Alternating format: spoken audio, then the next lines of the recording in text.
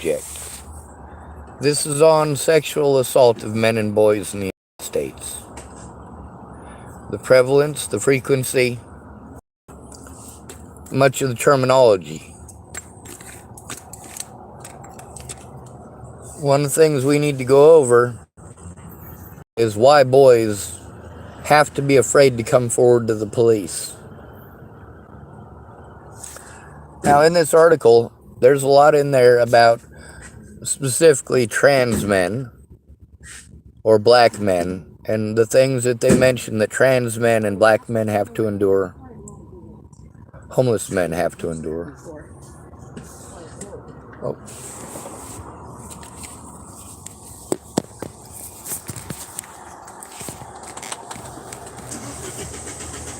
Now, one of the things that's a determining factor in our abuse is how well we're heard. I got jumper cables. No, it's not that. Yes, ma'am. It's just it won't start for a while. I guess. I know it's been over an hour. Yes, ma'am. Yeah, I don't know why. Sometimes it takes. I said it was starting to take more than an hour now. I don't know why. Drives me nuts. It's because you're not rich enough to pay a mechanic to fix it. Yeah, because no one works on them in Tolman County. Nobody will come to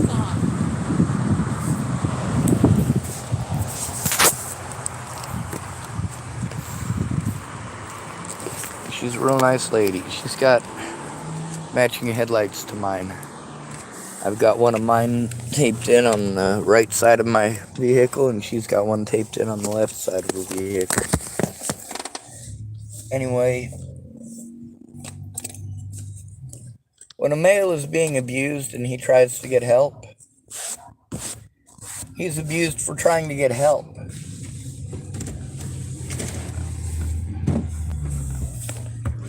The police literally had to go out of their way law to prevent evidence from being shown in court.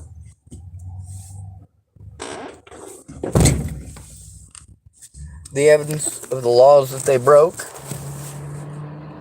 If I'd have had a friend or family member who actually cared to listen,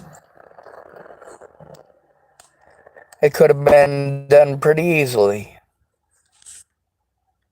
But Shannon Alvarado has never been interested in turning the crimes in. She's just lied to me over and over about it.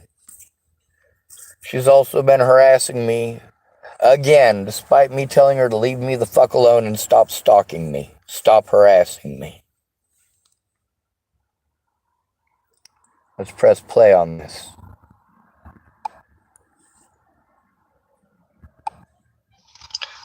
We're doing things the hard way. I'm recording on this phone that does not hook up to my YouTube, so the phone that I have YouTube on is also the one that I have my Facebook on. It's the only one that actually works for that. So I can't record on my phone on YouTube and make those calls on that shit. It just doesn't fucking work.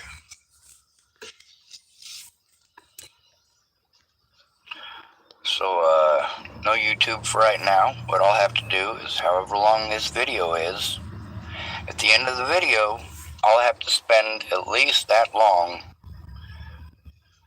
using both my phones and their batteries and my time in order to download it all onto the internet. What are we doing today? We're playing Shannon Alvarado. We're doing right now.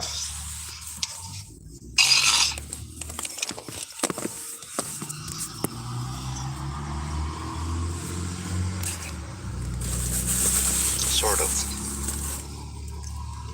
Shannon Alvarado doesn't understand that no means no, and leave me the fuck alone means leave me the fuck alone. She keeps trying to fucking con her way back into my fucking life so that she has someone to fucking talk to. She doesn't care about the abuse I endure. She just wants somebody to listen to her talk. There's no goddamn purpose to her opening her fucking mouth. There's There's no purpose in it.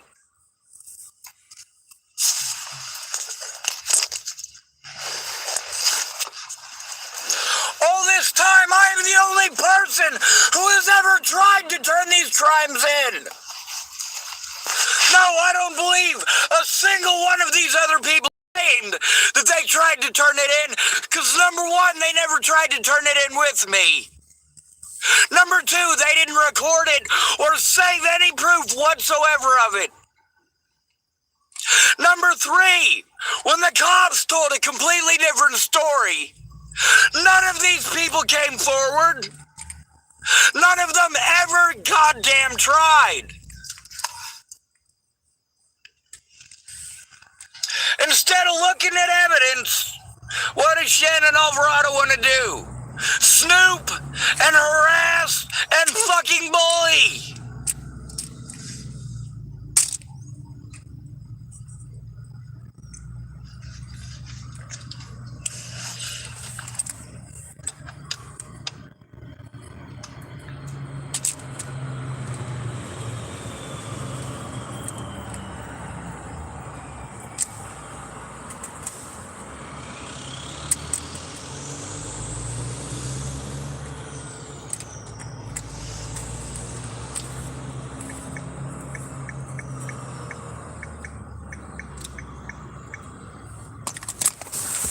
What the hell's going on there?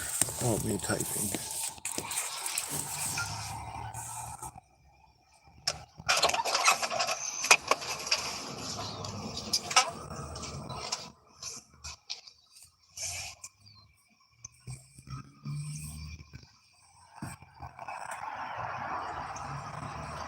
Alright, let's see if we can get to it. You notice I'm a dick back. Or at least I would hope you would.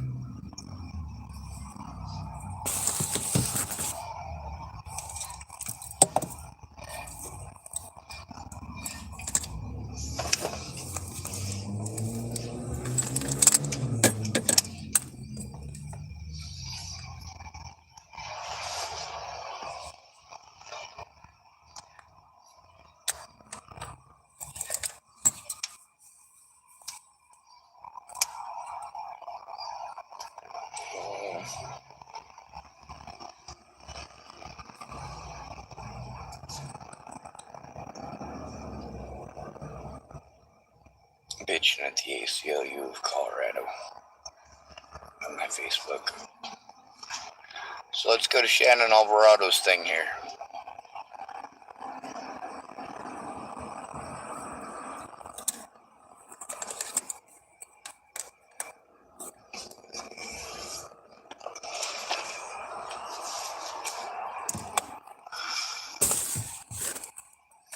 This is not what I'm looking for, fucking Christ.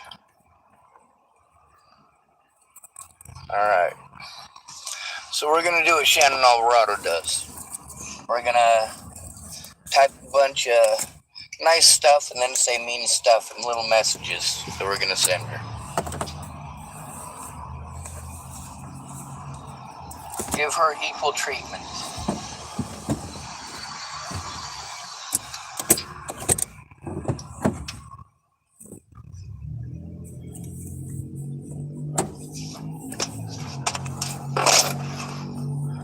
So let's press the little record button here. She typed "fuck off" at me.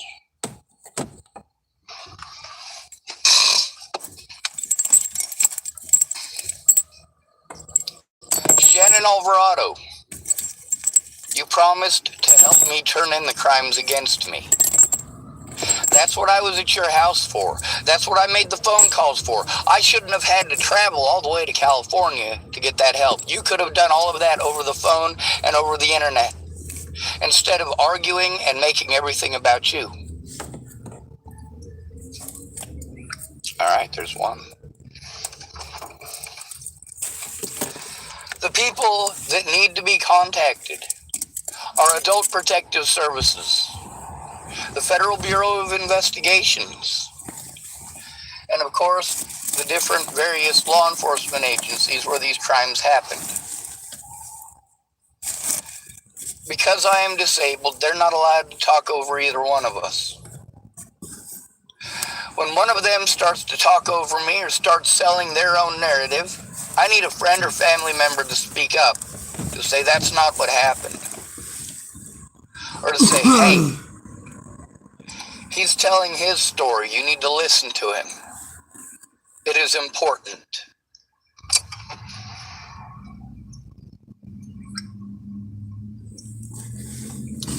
When it comes to all of the situations that you are involved in, you should have helped to turn it in immediately. That means right away.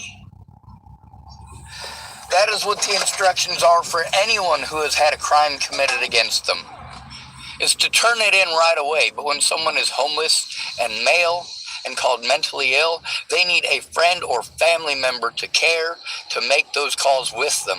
And you literally never tried that. Not once ever. All you wanted to do is argue and tell me about your opinions. Here's number 3.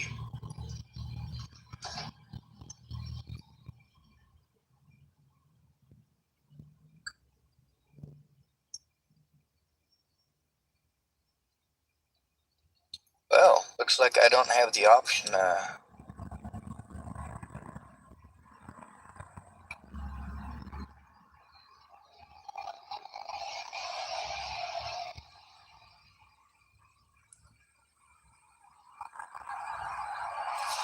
We'll try calling her.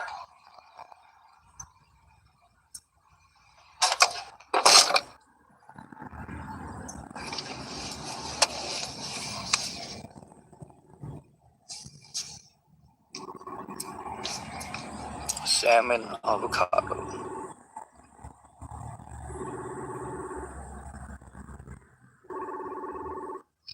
She probably blocked me or muted me.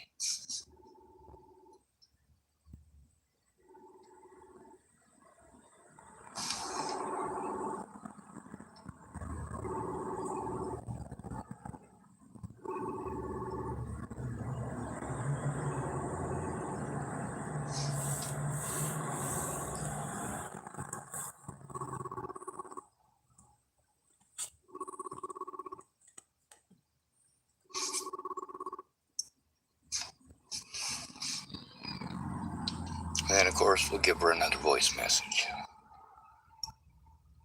Not that she's going to listen to them or read them or anything of that nature.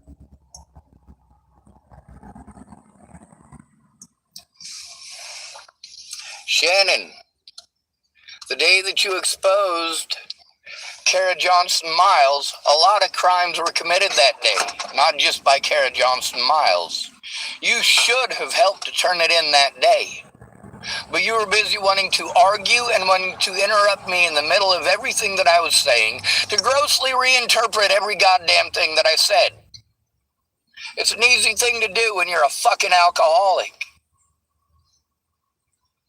I had to go to Joseph Michael Lopez court date alone. You could have made calls with me to try to turn that in. You could have helped to turn it in over the internet too. But you literally never tried. You literally never tried. You never, ever, ever tried turning that in. No matter what, all you were going to do is fucking argue with me over and over and over again and make excuses why you couldn't fucking try. Same as Mandy Hughes. And both of you want to throw it in my face, all the good things you did for me. You didn't do a single goddamn good thing for me.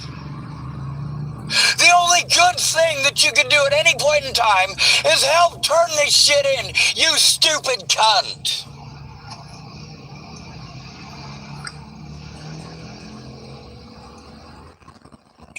When you say you don't know what to do, I have told you what we need to do over 1,000 times.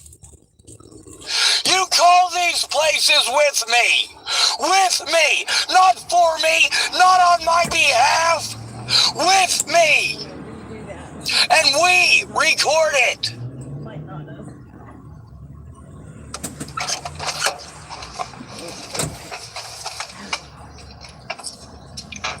As far as which agencies to call, we've got to call multiple agencies, stupid. Because you're a fucking lazy goddamn piece of shit. You fucking drunk whore.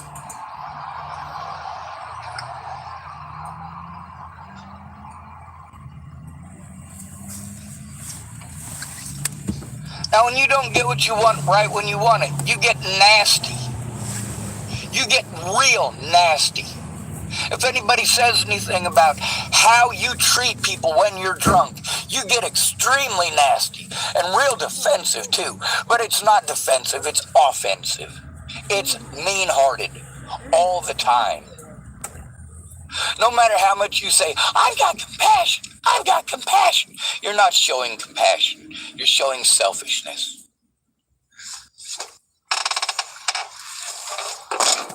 If you told me that your daughter was assaulted, I would speak up right away. I would try to turn it in right away. All you do is make excuses and empty fucking promises and fucking procrastinate and waste time and get drunk and talk about conspiracy theories based on you not listening to a goddamn thing I'm saying. No matter what I say, you've got to be a fucking dumbass. And you want to be insulting. And then you want to downplay your insult or straight up pretend like you were not insulting in the least bit ever. That you are goody two-shoes Miss Perfect. Oh, you'll say, I'm not perfect. Okay, you admitted you're not perfect. But do you admit to what you did that was so fucked up? No.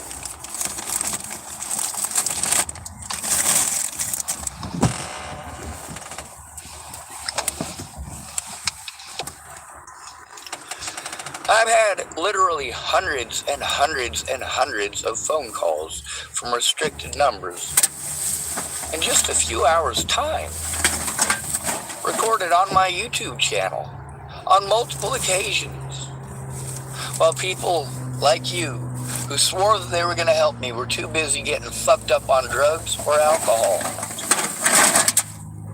Stephanie Mejia didn't help me because she was too busy riding Ventus's dick, cheating on her husband, who spent all of their money so that she could come and help. I did. More than once, by the way. You know, Brandon Ratner throws it in my face that he paid for a ticket for me to leave Los Angeles and go to Tennessee, where I was staying with Brett Roloff, a meth addict. Because you didn't keep your word, Shannon. You never do. You never do. Brandon Ratner should have come forward about the fact that I told the truth about the situations with him. You should have come forward to admit that the situations with you happened. But you literally never came forward. And neither did he. Not once ever did either one of you ever attempt to turn in those crimes with me to the police. At no point in time. Then there's the fact that, Shannon, your behaviors, your assumptions, and the fact that you can't stop being stuck on that bullshit like a goddamn crackhead has resulted in a lot more violence because you won't. Oh, sorry, I couldn't hear you. I was listening to one of my recordings. All right.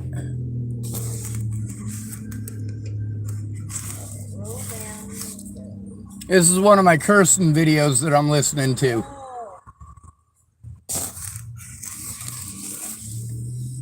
The ones where I pretend like I'm a bad guy. Oh, by the way, I can't get onto your videos on YouTube. No? No, I don't. I put it down under what you gave me. It doesn't come up, and I tried. I don't know your last name, so I couldn't put it down if that's what it is. Well, my channel is Sean David. Okay. So it's my first name and my middle name. Oh, okay. Okay, I will try it that way. Because the only Sean David I saw on there was not you. A musician? Yeah. Yeah. Oh, that's yours? No. Oh, okay. No, that's another Sean David. Okay. Now I know I can try it again.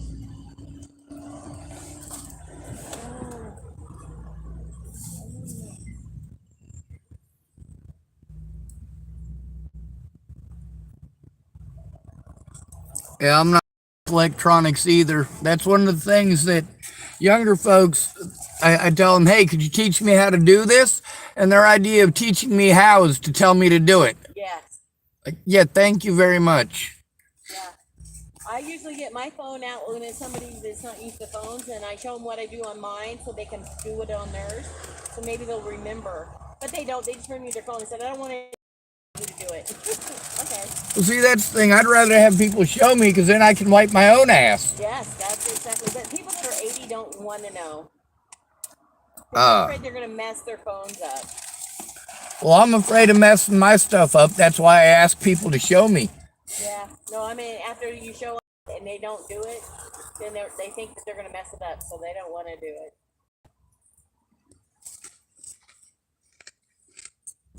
Ooh, that's not good. That's my key on.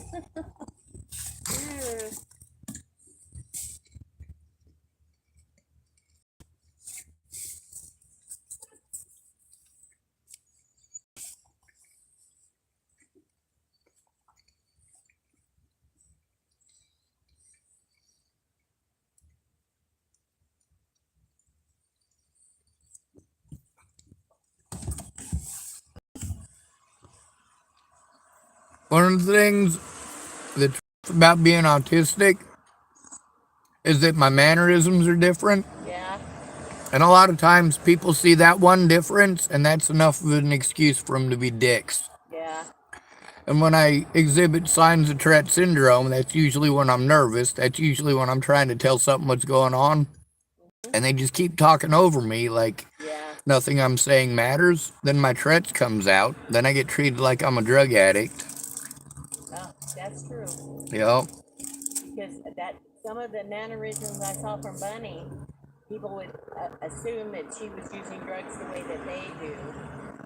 Because I would see it when they come in when they were coming down. And I said, oh, I get it now because I never saw it before. I didn't know. Yep. Well, the thing is, a lot of times, the only friends that we ever have are drug addicts because they're the only ones who... Not afraid of those movements? Yeah. Yeah. They just assume that you're on drugs. A lot of times, if I'm really scared of the situation, then my wrists move weird and my eyes blink one at a time. And I got drug addicts who come up to me and ask me if I know where to get some white. Like, no, I don't. Yeah, they were asking us at the car park the other day for something, or in a couple months now, for some white, I think is what it was. And we're going, we figured some drugs, but we didn't know. We said, we don't do drugs, dude. We don't know anybody here that does. Don't come back to our car. Exactly. Well, for me, being in the tough situation that I'm in, I basically have to be nice to them. Otherwise, I'm going to get the prison yard treatment, which just sucks. Yes. Well, we're one, and they would get kicked away from there because of Donna, and then we could call the cops and they'd go to jail. So they just don't come back. Thank goodness you have those options. They don't come to our car. That's one of the things that's good about you being out here and knowing this kind of stuff is because, like, you're aware that it's different for men than for women. You're aware of what your options are, and a lot of times women will, immediately upon connecting, you're sharing information about that kind of stuff. If there's somebody who's predatory, you're letting people know immediately. You're letting the other ladies that you're with know immediately, and you're traveling in pairs with an unsafe situation. We're next to each other, so we watch. Because one night they didn't come to my car, but they came to Steve's, and then Sharon's, and then Trisha's, but he didn't get a chance to come to mine because I was sitting there awake. Well, I had my eyes closed and stuff, and he knocked on her window, and I heard it, and I sat up, and I didn't recognize the guy, but she opened her door, so I figured she knew who it was, and then she realized, oh, it's not who I thought it was. Well, she didn't know. She said that's what she thought, but no. Because she said, I thought it was Steven, so I opened the door. She didn't even like Steven. Why would you open the door to him? 3 o'clock in the morning. I don't open my door. And he's going, something like, she's saying like he has money or wanted money. So either he was selling drugs or wanted drugs. And then she said it was Steven from used to be out in Helping Hands. I said, no, it was not Steven. He's shorter than Steven. He's more stuffier. But I've never seen him come back since then. I haven't seen him even come into the homeless center. So but I'm sure that people were sending him down there because he was Yep. down there. Maybe somebody down there did have it. But he went to a white Yukon, a blue van, I think it was a Dodge, but I don't know. And then hers, which is whatever kind of car, but it was long and white. So they didn't tell him what vehicle to look for, but there is a guy that hangs out down there a lot that does sell drugs, but he doesn't sell them there. Because if we see him do it, we're going to call the cops. Yeah, that's one thing about a lot of the people that are doing drugs at Lillian A. Goodspeed. Like, this is a skate park for kids. Yeah, I have not seen anybody when I'm sitting there. Now, the other day, I left early. I mean, I got there in the morning. I left about 10 minutes later because I heard somebody chopping lines. And somebody had told me the week before that that person in that vehicle, because he always smokes dope and blows it, and it gets in my face, and it's horrible. The guy in the white Yukon or the guy in the red Yukon? Because both of them will do that. Little red car, Ah, a little red Honda? I think. Yeah. Yeah, he usually smokes skunk bud, and it turns my stomach. When I'm on this side of him, I'm okay, but when I'm on this side of it, it just, oh, I can't do it. And I just left, but I heard the lines is why I left. Yep. Because if somebody told me, then that means a lot of people know, and I'm waiting for the cops to come grab. I Yep. want to be around it. And a lot of times, you know, it's guilt by association, especially if you're homeless. For a lot of the people that do park at Lillian A. Goodspeed, I know that there's you, myself, and there's that lady, Cheryl or Charlene, something like that. But none of us do drugs. I know most of them go over to Carnahan Park instead of that one because they don't like it. Steve says it freaks him out. But now Carnahan freaks me out. Well, Because that's, it's more isolated. yep. And And that's everybody's something, gone. I don't mind it when the fishermen were down there fishing, even with just their trucks there. I knew they'd be coming and going, and I was fine with that. But when they all left, I freaked out. I had to leave. And then one day my car wouldn't start for an hour and a half. Oh man, I was terrified. And when I got back explain the over there. seclusion thing and how easy it is to get stuck or stranded in a place, Yes. people look at me like I'm an idiot. And I try to explain not just what it's like for men, I also explain the risks for women out anybody. here. And that, you know, even though men are more likely to be killed at night, like 5 times more likely, you know, and we still have to hear about women See, trying I to don't take the know. attention on it. We don't need to be making it about who's getting the attention. We need to stop the predators, and that needs to be the Yes. focus. Yes. I'm more victimized than you because I'm a female. Well, I'm more ignored than you because I'm a male. Well, you have more resources because you're a female. Well, you have privilege because you're a male. People will victimize whoever that they can get what they want out of them. Females feel like they're going to be raped more than a guy has to worry about them. Yep. But I think men will be injured worse than women will. Because we're not going to be able to fight back where a guy can. You're on the smaller build, you're not muscular And I'm gimpy as disabled. fuck. So that makes you like a female. Ex- So they're yep. not going to fight you as much, but they're still going to hurt you, but they're not going to hurt you down as bad as they would Steve because he's so tall and big. And so you understand the violence level for get it. men on that too. I've never seen a man go full bore on a woman ever my entire life. Because we don't try to fight back unless we have something to hit them with. Well, most of the women that I know that did get beaten up, they were assaulting a man for 5 minutes or longer, Yeah. and had a long history of assaulting Yes. him, and a man There's has a to be lot of afraid to women turn that it do it. in. But at the same time, we're taught as men that it's never okay to hit a woman. That's exactly why they go after their boyfriends, and they learn to put them in a blanket for movies and stuff and beat them.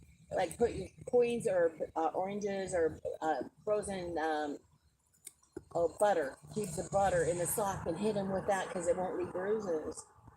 For movies, now I don't know if any of that's true, but I would if you're going to beat somebody, you take more of a chance of putting it in something that it wouldn't show than you know it's Yep. going to if you don't. And where guys are going to be violent, they're more brazen and more for show. They want people to see that I'm protecting my family, I'm protecting my woman, you know? Unless they're the ones beating their woman. Yep. You know your rubber around this is coming off? I do. Oh, okay. I gotta take out some of my glue and put it on there and make sure it sticks Oh, better. okay. Yeah, Yeah, I just saw it. I never noticed it before. one of the things about people being out here who are sober, who also go to the same places, like it, these people are aware of it. Yeah. When there's services that I've gone to that you've gone to and they've helped you and haven't helped I haven't me, got helped at all. well, that's I got referred to Helping Hands, and that's the only thing I've ever gotten help. Oh, and a bus. I get my number drawn usually every month for my free bus pass, but that's about it. I'm glad that you have those. I could probably get the free bus pass. Yeah, because they just put number. You get a ticket like you would at the movies, and they draw them out, so it's random. But they don't have enough for everybody anymore, and I was so looking forward not to getting one this month and buying my own, but I just couldn't do the job. I found out today because when I called and told Patricia, she's the one I went through Easter Seals and then Portland. She said, "Well, that's okay. We'll find you another nonprofit." It happened for the lady that's working down at Care. She was working at another one, and she couldn't do the job, and they got her another job right away. Portland told her to hold off on me and Sharon, that we'll do it later. It took me 4 months to get her down here the first time, and then she just threw me. She didn't tell me what the job entailed or anything. She says, "Is there anything reason you can't do the job?" Well, I don't know what the job is, but as far as I know, no. But I didn't know. Well, the Now thing I with do. both of you is that you should be at the top of the list for everything because of your age and because of your gender and Well, because of. but see, Easter Seals is all hard to find jobs for older people, for disabled people. Those are who they help. But she has like a huge area, and so we're not the only county she works for. And she came down after 4 months the last time. I shouldn't have drank so much coffee. I went over to the library a little bit ago because I was about to pee my pants, and I found a book or a couple books. Now I'm gonna go over to the bathroom again. Well, thank you for sharing. Yeah. Maybe my car will start when I come back. I hope. I don't know. As far as Easter Seals goes, I'm glad they tried to help out a bit. It's the other agencies. Yeah. They're at least tried.